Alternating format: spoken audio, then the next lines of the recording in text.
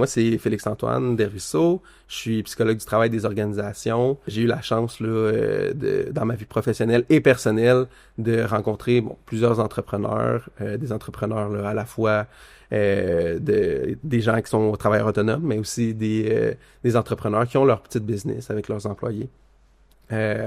Puis, je collabore aussi là, avec Brio, PAE, pour toutes sortes de mandats entourant la formation, entourant le coaching également. Quand on parle de formation, actuellement, c'est beaucoup là autour de la civilité, le harcèlement, l'équité, diversité, inclusion aussi dans les organisations. Puis au niveau du coaching, tout ce qui tourne autour de la gestion des émotions, la posture professionnelle que peut prendre un individu, un professionnel en général. On va vraiment s'intéresser à l'isolement puis la solitude dans le contexte là, de l'entrepreneur, finalement. Pourquoi c'est important, en fait, là, l'isolement et la solitude, c'est que ça a été lié à des conséquences qui sont négatives pour l'entrepreneur. Puis là, je pense, par exemple, à l'épuisement professionnel, hein, qui est un état, finalement, de fatigue physique, émotionnelle, qui est très présent, qui peut même diminuer aussi la performance là, des entrepreneurs. Donc, c'est une des raisons pourquoi on veut s'y intéresser. Puis ça fait partie finalement de la réalité de toutes sortes d'entrepreneurs. Que ce soit des entrepreneurs qui ont leur petite entreprise avec certains employés ou même des entrepreneurs là, qui sont travailleurs autonomes. En fait, l'objectif de cette capsule-là, c'est vraiment de venir démystifier, c'est quoi l'isolement, c'est quoi la solitude, puis aussi de voir, c'est quoi les leviers qu'on a, définir nos enjeux, fait que l'isolement et la solitude. Ensuite, on va regarder, c'est quoi les conséquences que ça peut avoir, sur la santé des gens, mais aussi sur leur entourage, leur contexte, leur environnement de travail aussi. Puis on va finir avec tout ce qui est le volet là, des stratégies qu'on peut mettre en place. Fait que là, ça va être une partie plus où on va vraiment présenter là, différentes actions qu'un entrepreneur peut mettre en place pour pouvoir faire face, en fait, contrer l'effet là, de l'isolement ou la solitude. Dans la psychologie du travail, c'est venir comprendre finalement les dynamiques interpersonnelles, les dynamiques de la personne aussi dans son milieu de travail. Qu'est-ce qui va motiver cette personne-là à avancer, à développer, à bâtir son projet entrepreneurial, par exemple, mais aussi comprendre ses enjeux, les enjeux qui l'entourent. Puis ça, c'est ce qui est aussi très intéressant là, quand on parle d'isolement, de solitude, c'est des enjeux qui viennent toucher les entrepreneurs dans leur contexte spécifique aussi. Un contexte où, la charge de travail est souvent très élevée. On va en reparler, je pense, plus tard, là. Mais la charge de travail est quand même plus élevée. C'est un contexte où il y a beaucoup d'ambiguïté également. Donc, comment l'entrepreneur peut venir gérer ces enjeux-là? Comment peut gérer le stress que ça peut lui procurer également? Fait que, je pense que de s'intéresser à ces éléments-là, ça peut être seulement une valeur ajoutée aussi pour les soutenir à comprendre dans quelle situation il se trouve puis comment gérer ce genre d'enjeu-là. Il y a vraiment, c'est ça, des études qui montrent l'importance des relations positives. Il y a un auteur de l'université Harvard qui a fait un TED Talk. Il s'appelle Robert Waldinger. Donc, il a fait son TED Talk en 2015 où il présentait des données ou des résultats là, d'une étude qui a été faite là, sur un long terme, là, c'est-à-dire que ça a duré 75 ans. Il faisait passer des questionnaires, des batteries de tests aussi, même des tests physiques, une prise de sang, peu importe. Là, toute la batterie de tests possible. Puis ce qu'ils ont remarqué, en fait, c'est que un des éléments clés pour le bien-être des gens puis pour la longévité aussi de ces gens-là, c'était les relations positives. Avoir des relations positives dans sa vie, des relations profondes. C'était quelque chose qui était là, qui amenait finalement les gens à avoir une meilleure santé physique, psychologique et une meilleure longévité de vie. Mm-hmm.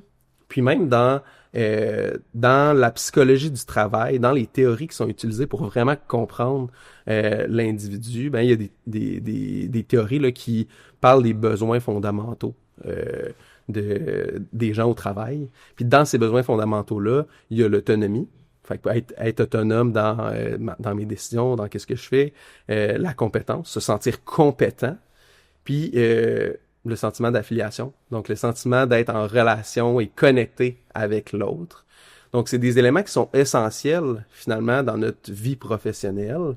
Donc, quand on vient parler d'isolement et de solitude, on vient parler de l'inverse de tout ça. Donc là, c'est là où ça devient important d'en parler parce qu'on veut quand même être en mesure de créer des relations significatives chez les gens qui vivent de l'isolement, chez les gens qui ressentent de la solitude, par exemple. L'isolement, c'est un fait. OK? Tu vas être au travail, t'es tout seul au travail, t'as une absence de relation. Cette absence-là de relation, c'est l'isolement. OK. L'isolement, ça peut être à la fois de l'isolement social, comme je viens de dire, une absence de relation. Ça peut être quelque chose de plus cognitif, avoir l'impression d'être isolé parce que j'ai l'impression que l'autre comprend pas, mettons, ce que je vis comme expérience. Et finalement, il y a l'isolement aussi physique. Fait que l'isolement physique, c'est plus de dire, par exemple, je vais travailler de la maison. Je suis isolé physiquement des autres gens avec qui je pourrais avoir des interactions si j'allais au bureau, par exemple. Donc, c'est vraiment physiquement dans un lieu, je suis isolé. L'isolement cognitif, c'est quelque chose qui est vécu par beaucoup d'entrepreneurs. Oui, ben effectivement, tu sais, je pense à, il y a plein d'exemples là, de gens où ils vont bâtir leur projet entrepreneurial, vont être très motivés par ce projet-là, vont investir énormément de temps dans leur projet d'entreprise. Puis finalement, ben, ce qui arrive, c'est que la famille fait mais là, pourquoi tu te donnes tout ce mal-là finalement? Pourquoi tu fais toutes ces démarches-là? Puis à ce moment-là, ben là, l'entrepreneur peut dire tu sais, je pense pas qu'ils comprennent c'est quoi ça veut dire pour moi. Oui, tu sais, le jugement de la famille, mais aussi porter plusieurs chapeaux. C'est dur d'avoir un moi aussi quand que ton rôle est moins défini. Tu sais, t'es plus rendu un professionnel qui fait X, t'es rendu quelqu'un qui a plusieurs... qui a carrément plusieurs rôles, qui assume plusieurs identités. Fait que là, c'est difficile d'avoir quelqu'un qui est, j'imagine, qui comprend réellement sa réalité. Ouais, exactement. Puis tu sais, je reviens quand même au contexte aussi là, de l'entrepreneuriat. Il y a comme une certaine incertitude qui est vécue. Est-ce que je vais en avoir un prochain mandat? J'en ai-tu pas? Ouais. Est-ce que le client va prendre mon offre de service ou va choisir celle-là de quelqu'un d'autre? Ouais.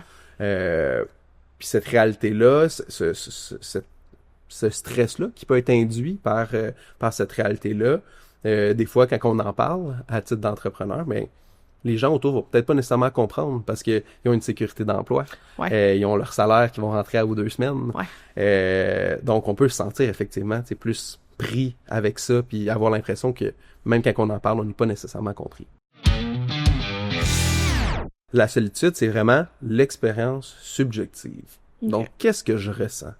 Est-ce que je ressens que je suis seul? Donc, ici, là, on peut prendre l'exemple, on va prendre l'exemple avec l'isolement, mais quelqu'un qui va être isolé dans son travail physiquement, va travailler de la maison, peut ne pas se sentir seul. Donc, ça se pourrait là qu'il n'y ait pas l'émotion de solitude qui peut être véhiculée. Par contre, un entrepreneur qui a plusieurs employés peut quand même, des fois, ne pas se sentir compris et se sentir seul en haut de ses employés, puis il doit diriger, il y a une réalité qui est différente, il peut pas nécessairement adresser ces réalités-là avec les employés parce qu'il sait qu'ils comprendront pas, puis ça fait en sorte que lui, il se sent seul. Donc, c'est vraiment le sentiment que la personne va vivre. Donc, l'isolement, ça peut mener à la solitude, mais c'est pas un lien direct. Donc, ça veut dire, moi, je suis isolé, je peux très bien vivre avec cet isolement-là, puis c'est correct. Mais pour d'autres, en apparence, pourraient même ne pas avoir l'air nécessairement isolé, mais se sentir seul. Si un entrepreneur veut faire comme sa courte évaluation, son auto-évaluation finalement de son entourage, de sa vie actuellement, ben c'est sûr que est-ce que premièrement la personne l'entrepreneur travaille de la maison ou travaille au bureau, par exemple, avec d'autres collègues. À ce moment-là, ça donne un indicateur. Hein. Si on travaille de la maison, il y a moins de chances d'interaction. Si on travaille au bureau, il y a plus de chances d'avoir des interactions aussi avec les collègues. Fait que ça donne un indicateur. Hey, j'ai envie-tu, moi, de l'isolement social ou pas?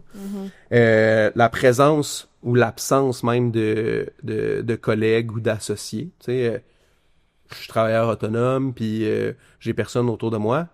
Oh, OK. Ici, encore une fois, isolement social, il y a des risques parce qu'on a moins d'interaction, de possibilités d'interaction versus quelqu'un qui va avoir des associés, avoir des collègues dans son organisation, par exemple. Donc ça. Sinon, est-ce que j'investis mon temps uniquement dans le travail ou si je laisse de la place à ma famille? Est-ce que j'ai une hygiène de travail, je dirais, là, je sais pas si ça existe ce mot-là, mais est-ce que j'ai un équilibre finalement entre mon travail puis ma vie personnelle?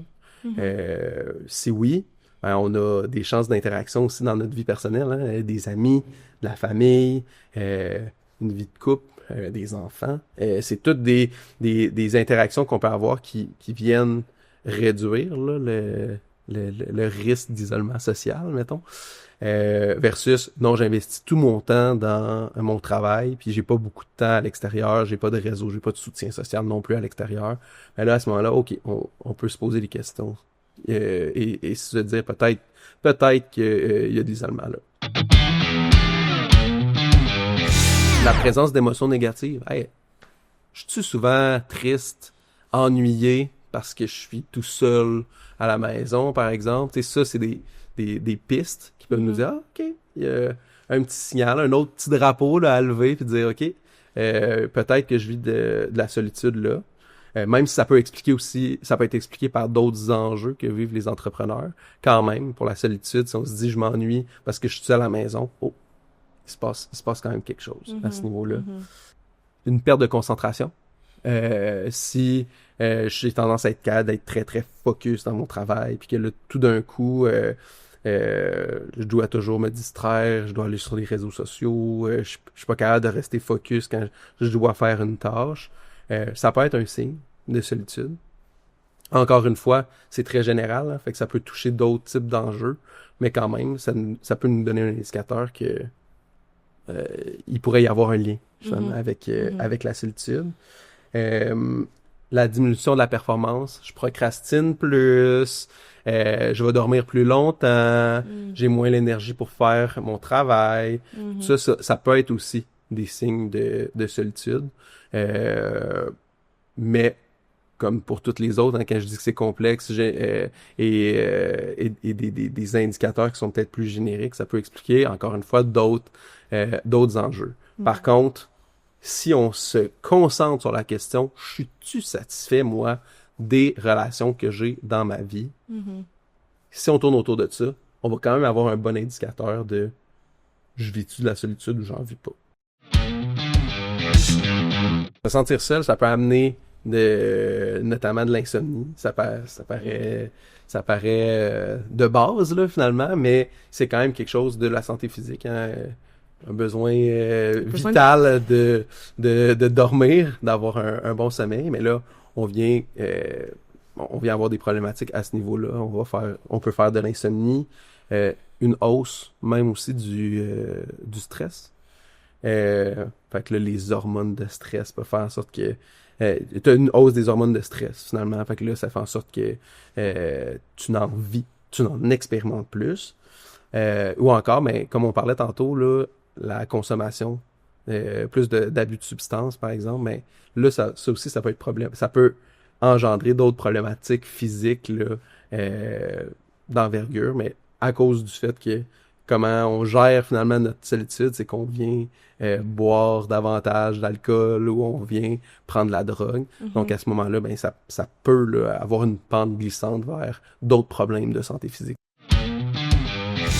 Quelles actions, en regardant le contexte, puis qu'est-ce que je t'en vis de ce contexte-là, à prendre après? Ben oui, je pense qu'il y a une des choses qu'il faut retenir aussi des entrepreneurs, c'est que c'est des gens qui sont très proactifs dans la résolution de problèmes. On va miser sur cette proactivité-là puis cette résolution de problèmes-là pour arriver à des solutions. Fait que quand on est capable d'identifier que comme ouais, non, je vis vraiment quelque chose de pas le fun là, au niveau de mes relations. C'est pas satisfaisant pour moi, j'en aurais besoin de plus. C'est à ce moment-là que là, on va aller vers nos stratégies. Tu sais, OK, je sais qu'il me manque quelque chose, ben là, faut que je crée des relations, faut que j'alimente d'autres choses dans ma vie. Fait que cette approche-là de l'entrepreneur, de proactivité, de résolution de problèmes, peut être aussi bénéfique après ça pour comment je me gère, comment que je gère cet isolement-là ou cette solitude-là, par exemple. On peut bâtir des connexions. Je pense qu'on en a parlé un petit peu plus tôt, mais tu sais, d'aller s'inscrire dans un regroupement, mettons, de chefs ou un regroupement d'entrepreneurs pour pouvoir discuter, tu sais, de notre parcours, de notre vécu aussi, de notre réalité. Ça peut être quelque chose de super bénéfique. Hein? On vient rencontrer finalement des nouvelles personnes qui vivent des situations un peu similaires aux nôtres aussi, des fois un peu différentes aussi, mais qui va nous permettre de, quand on va être rendu à ce stade-là de notre projet entrepreneurial, ça va nous donner des idées sur comment on peut aussi régler ce genre de situation-là. Donc, tu sais, il y a quelque chose d'intéressant dans les relations qu'on peut bâtir dans ce genre de groupe-là. Le but, c'est pas d'aller là puis de dire je vends mon service. Tu sais, je vais tout faire pour qu'il achète mon service puis tout ça. Non. Si c'est ça, ben l'intention ou la raison pour laquelle tu viens dans le groupe, ça sera pas pour régler nécessairement ce sentiment-là de solitude, là. Ça va être plus pour tu vas avoir une raison haute, puis c'est correct d'avoir une raison haute. Mais si tu y vas purement pour dire hey, je rencontre des nouvelles personnes, je veux échanger sur mon expérience, là on est en train de créer des relations. Un mentor, ça paraît aussi de base, mais y a-tu des gens avec qui je peux développer une relation réciproque qui vont me donner des informations sur eux autres, leur vécu, qui vont comprendre aussi ce que j'ai vécu. On peut aller plus en profondeur aussi là, dans la relation quand on a un mentor. Fait qu'à ce moment-là, je pense qu'il y a quand même quelque chose de super intéressant d'approcher quelqu'un qui nous inspire et de dire « Hey, t'aimerais-tu m'accompagner dans ce projet-là entrepreneurial? » Puis ça reste aussi plus collé sur l'entreprise qu'elle est en train de développer. Fait que ça peut être associé à cette belle passion-là que tu as en tant qu'entrepreneur. Ultimement, ce qu'il faut qu'on se rappelle, c'est que quand on vit ce sentiment-là de solitude, c'est bien quand on reste pas avec ça. Hein? D'en parler, pour moi, c'est quelque chose qui est super important. Ça prend du courage, mais être entrepreneur, ça prend du courage également. Fait que, tu sais, si on est capable d'aller en parler, accepter que ça fait partie de notre vécu, tu sais, peut-être qu'à ce moment-là, si on en parle avec un professionnel, avec un conjointe qui serait à l'écoute, pourquoi ne pas le faire? Tu sais, je pense que de n'en parler, de consulter un professionnel, ultimement, quand on vit de la solitude, c'est un investissement. C'est un investissement pour l'entrepreneur, pour son bien-être, mais aussi pour le bien-être de son entreprise, parce qu'on a vu qu'il peut avoir des effets à plus long terme aussi, de vivre cette solitude-là. Fait qu'il faut pas avoir peur d'en parler.